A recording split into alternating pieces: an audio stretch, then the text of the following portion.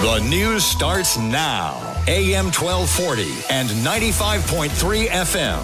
WJON. Good morning. I'm Jim Maurice. It's now 6:32 and we're at 41 degrees. Your WJON weather forecast coming up in a few minutes after the news. Our news this hour brought to you by H&S Heating and Air Conditioning and also Coburn's. The family of Ricky Cobb II suing two Minnesota State Patrol troopers, Ryan Londegren and Brett Seide, both involved in the fatal shooting of Cobb last summer during a traffic stop on I-94 in North Minneapolis. Danielle Pickett, the mother of Cobb's two older boys, says not a day goes by their kids don't ask about their dad. An urn is waiting for them every day when they come home after school. Every time we walk through the door, it's sitting there instead of Ricky. They can't call him. They can't talk to him. They don't have a father. And we're left to raise little boys without their dad. The lawsuit comes after Hennepin County Attorney Mary Moriarty announced in January that Trooper Londegren had been charged with second-degree unintentional murder, first-degree assault, and second-degree manslaughter following the investigation into Cobb's death by her office and the Minnesota Department of Public Safety's Bureau of Criminal Apprehension. St. Cloud State University has named an interim president. Larry Dietz will take over on July 1st. Dietz served as the president of Illinois State University until his retirement in 2021. Under his leadership, the university added and refined many undergraduate and graduate programs, received approval for a new College of Engineering, and managed a staff of over 3,600. Dietz holds a bachelor's degree in political science from Southern Illinois University Carbondale and a master's degree in college student personnel and a doctorate in higher education administration from Iowa State University. Dietz will succeed Robin Wacker, who announced her intention to depart from SCSU at the end of her current contract earlier this year. With spring arrives, many zoos across the state are preparing to open. Pine Grove Zoo in Little Falls will open today. Has a lot of fun events planned this year. The zoo is having a class to create your own pollinator on Saturday, an ice cream social on June 22nd, and a sleepover safari on July 19th and 20th. Zoo director Marnita Van Hookey says in addition to their new programs, many of their favorites are returning too. We're pretty excited about this year. It's going to be a crazy year. Of course, we bring in back some old faithfuls like the yoga. So we do yoga with our kangaroos. We're actually out and about with them. That they help our yoga participants by, they kind of investigate purses and things like that. Plus, Van Hookey says the zoo may also have a new resident soon. It looks like Bonnie and Clyde are going to become parents soon, so we're excited about that. And they're kind of new to the zoo as of last fall, so we're pretty excited to have them out and about. Bonnie and Clyde are the zoo's new coatimundi. They added them last year, which are a raccoon-like animal. Pine Grove Zoo will be open from 9 a.m. till 4 p.m. on Thursdays through Sundays, in April, and then daily from 9 a.m. to 6 p.m. May 1st through September the 2nd. 3 of the top 50 producing craft brewing companies are in Minnesota. The Brewers Association's released its annual production figures for the U.S. craft brewing industry. They say August Shell Brewing Company in New Ulm is ranked number 24 in total production. Summit Brewing in St. Paul ranked number 37, and Surly Brewing Company in Minneapolis ranked number 43. The number of operating craft breweries reached an all-time high of 9,683 in 2023. Throughout the year, there were 495 breweries that opened and 418 that closed. The number of openings decreased for a second straight year.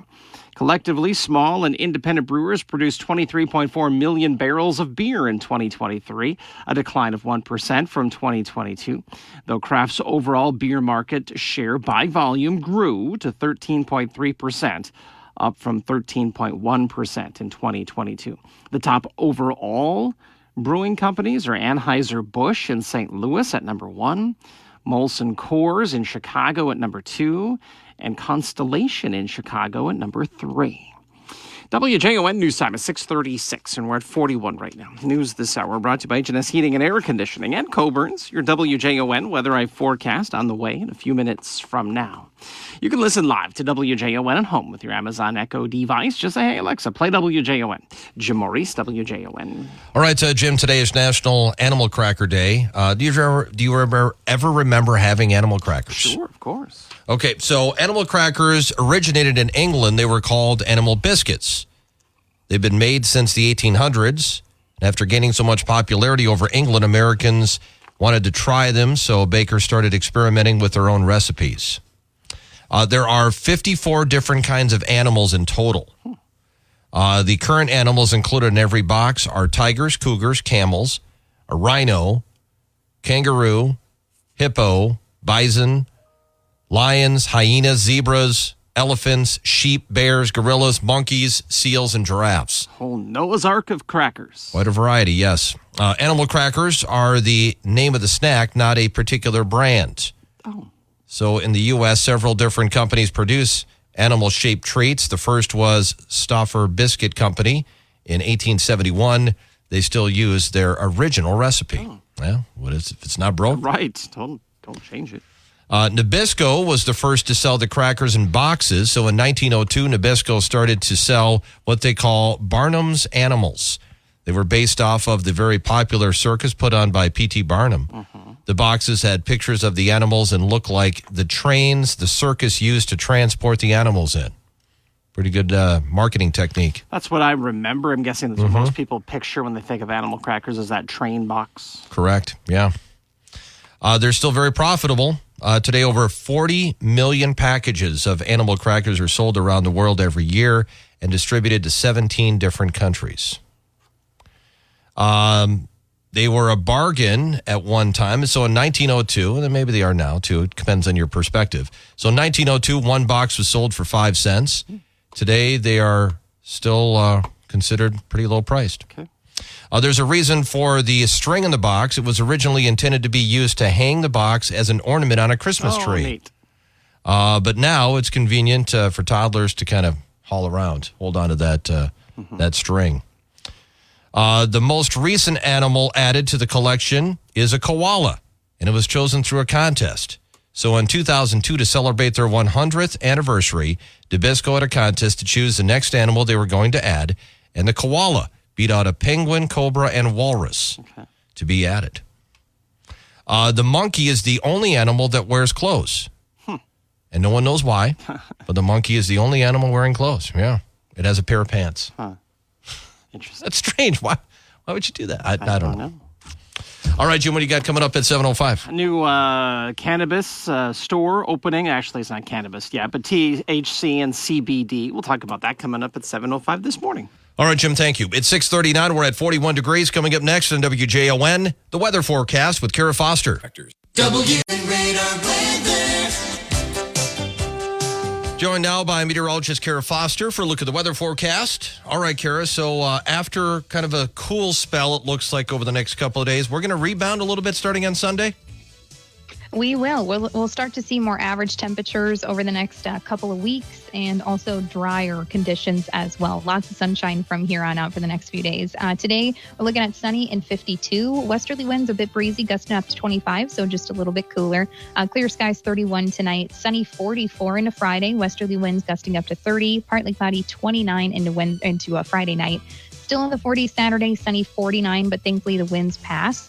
And then as we head into Sunday, we jump to 59 and sunny. And next week, kind of cruising in the mid-50s, lower 60s. We'll have some rain here and there, but once again, we'll start to see more and more sunshine throughout the next few days here. So definitely more of the gloomier days are in the past, and we'll start seeing more average temperatures really until May, which is going to be really nice. Today's forecast is brought to you by Auto Value. I'm meteorologist Kara Foster. All right, Kara, thank you. It's 6:42, and we're at 41 degrees. The official high at the St. Cloud Airport yesterday was 55, low was 41. We had 27/100ths of an inch of rainfall yesterday. The average high temperature for this date is 56. The average low is 33. Record high temps at a 1987 of 88. Record lows at a 1928 of 17.